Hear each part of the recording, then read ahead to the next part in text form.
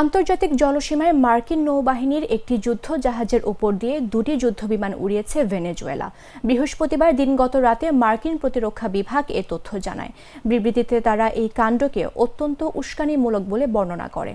Washington ও কারাকাসের মধ্যে ক্রমবর্ধমান উত্তেজনার মধ্যেই এই ঘটনা ঘটল। মার্কিন প্রতিরক্ষা বিভাগ বৃহস্পতিবার গভীর রাতে এক বিবৃতিতে ভেনেজুয়েলাকে আরও উস্কানিমূলক পদক্ষেপ বন্ধ করতে হুঁশিয়ারি দিয়েছে।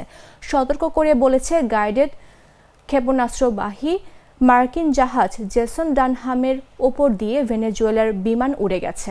আমাদের মাদক ও সন্ত্রাস বিরোধী অভিযানে হস্তক্ষেপ করার প্রচেষ্টা এটি। পেন্টাগন এক্স প্ল্যাটফর্মে একটি পোস্টে আরও বলেছে, মাদুরে সরকারের দুটি সামরিক বিমান আন্তর্জাতিক জলসীমায় মার্কিন নৌবাহিনীর একটি জাহাজের কাছ দিয়ে উড়ে গেছে। ভেনেজুয়েলাকে মার্কিন সেনাবাহিনী কর্তৃক পরিচালিত মাদক সন্ত্রাস বিরোধী অভিযানে বাধা বা হস্তক্ষেপ করার জন্য আর কোনো প্রচেষ্টা না করার জন্য দৃঢ়ভাবে সতর্ক করা হচ্ছে। একজন মার্কিন প্রতিরক্ষা কর্মকর্তার উদ্ধৃতি দিয়ে নিউ ইয়র্ক টাইমস জানিয়েছে, দক্ষিণ ক্যারিবিয়ান সাগরে গাইডেড মিসাইল ডেস্ট্রয়ার জেসন ডানহামের ওপর দিয়ে দুটি ভেনেজুয়েলার F-16 যুদ্ধ বিমান উড়ে যায়, কিন্তু মার্কিন জাহাজটি বিমানগুলোকে আঘাত করেনি।